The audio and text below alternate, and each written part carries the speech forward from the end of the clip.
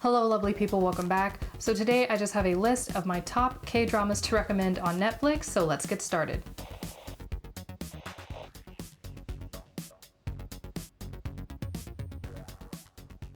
So on some of my other lists, I have a lot of different TV shows which are separated by genre, and some of those TV shows are actually K-dramas, but I am including some shows on this list that weren't in some of my other videos. So if you happen to have seen some of my other videos, then that's fine, because this list does have a whole bunch of shows that aren't actually in my other videos. So the first K-drama that's on Netflix that I have to recommend is actually the K-drama that started it all for me, and that is the K-drama Boys Over Flowers.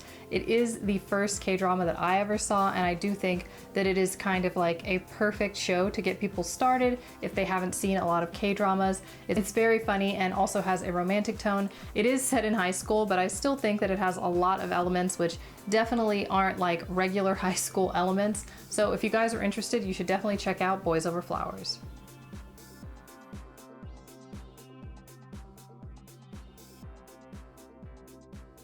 The next show that I have to recommend is definitely a full 180 from Boys Over Flowers. It is actually a period drama and can be quite dramatic, but it is such a good show that I really wanted to recommend it. And that is the show My Country, New Age. So if you guys haven't seen My Country, it is definitely a very, very strong drama, and the actors in it are really, really good, and that is why I had to recommend it, because it is such a good story. Also, if you guys are interested in Korean history, I do think it's a good show to dive in on and learn a little bit about the history, but also do take into account that some shows do take a little bit of artistic license. But My Country is a very, very good show and is about the transition of Korea from one of their older dynasties into one of their newer ones.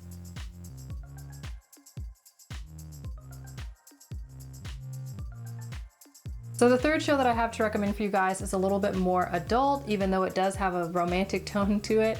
And it is kind of a funny or like quirky, awkward show, and that is the show Because This Is My First Life.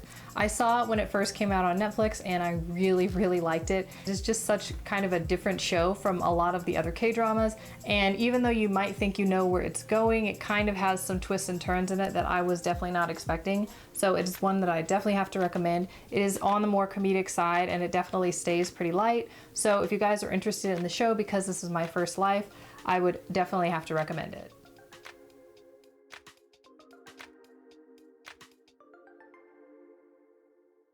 The next show that I have to recommend for you guys would fall into the older category. It is a romance, and it is a very good show, which I feel like really stood the test of time, especially in terms of K-dramas, because some of the older ones are maybe not as like relevant today. But the show That Winter the Wind Blows, if you guys have not seen it, I would say it is definitely a must watch for K-drama viewers. It kind of has funny tones, but then it can also be very dramatic, and there's a lot of kind of like sarcastic humor, and there's a lot of sneaky stuff going on. I don't want to tell you that much about the plot because there is a lot to unravel in the show, but if you guys have not seen it, you should definitely check out That Winter the Wind Blows.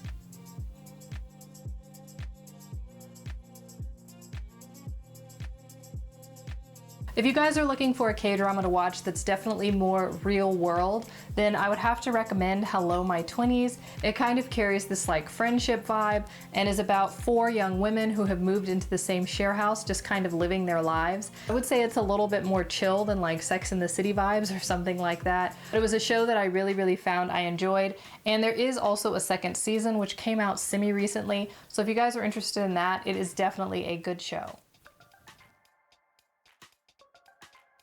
Another show that I have for you guys is something that I would have to recommend, especially if you liked Boys Over Flowers. Now, for this show, I must make a disclaimer. You should definitely watch the first 3 to 4 episodes without stopping. The first few episodes are not set in Korea and kind of don't really have that much to do with the rest of the show. It does have like some important plot points, so I wouldn't recommend stopping with the first couple of episodes because it will be kind of confusing and you might think that the show is not going in the direction you think. If you guys haven't seen the show Airs, then I would definitely have to recommend checking it out.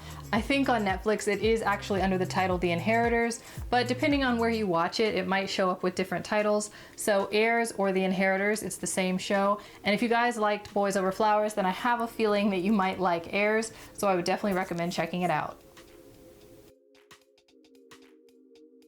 Another really good show which I watched, which is newer, would definitely diverge from all of the other shows that I've recommended so far. If you were looking for something that's a little bit more psychological or scary, then I would have to recommend the show Strangers from Hell. I didn't actually realize that it was on Netflix, but you can find it on Netflix, and it's just a very good show, and the actors are really solid, and it carries a very creepy vibe to it. So if that sounds like the type of show that you are interested in, then I would definitely have to recommend Strangers from Hell.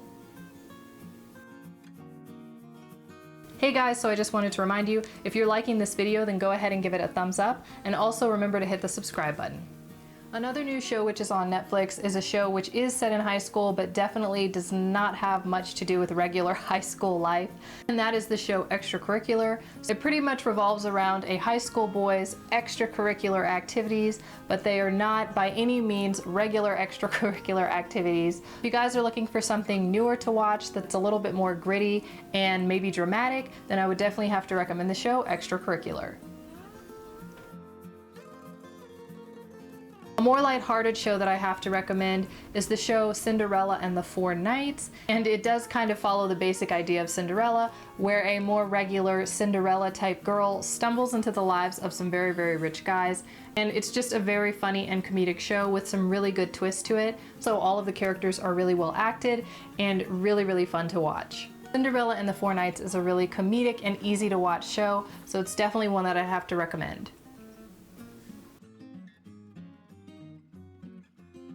Another more serious show that I have to recommend is actually a show that came out in early 2020, and I feel like it is pretty underrated. I'm not hearing as much about it as I would have really, really liked to, because I feel like it's a very, very good show, and that is the show Itaewon Class. Now, I do feel like the title is a little bit odd and doesn't quite match what the show is about, but I really did want to mention the fact that this show actually covers a span of like 10 or 15 years. So what you think is going on at the very, very beginning of the show will definitely change over time, because it is covering years in a bunch of different characters' lives. It's also a show that can bounce from funny to very dramatic and is really well acted. If that sounds like the type of show that you're interested in, I would definitely have to recommend Itaewon Class.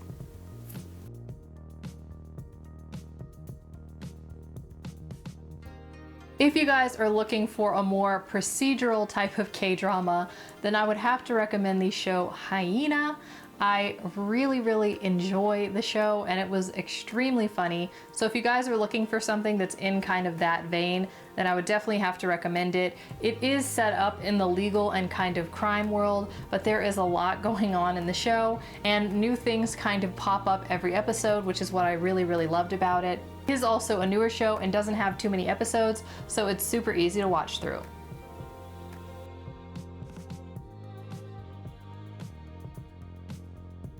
So one of the newer romances that happens to be on Netflix just happens to star Hyun Bin, and if you guys liked Secret Garden or have seen Secret Garden, I would definitely have to recommend checking out Crash Landing on You. It's definitely a show which I really, really liked, and it has a whole lot of twists and turns to it. Also, if you guys are looking for a romance to watch, I would say this definitely falls into the category of romance. So if you guys are interested, you guys should definitely check it out.